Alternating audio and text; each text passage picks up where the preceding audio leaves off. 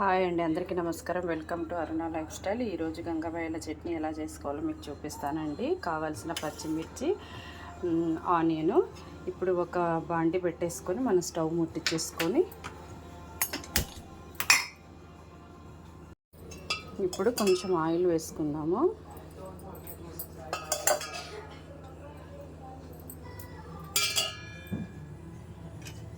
పచ్చిమిర్చి, onion.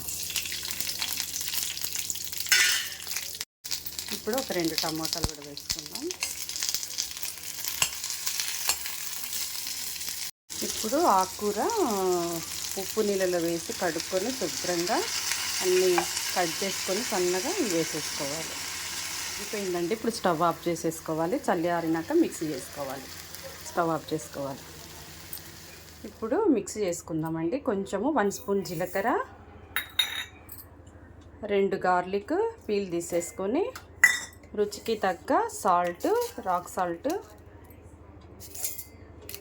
First ఇది mixie చేసుకోవాలి.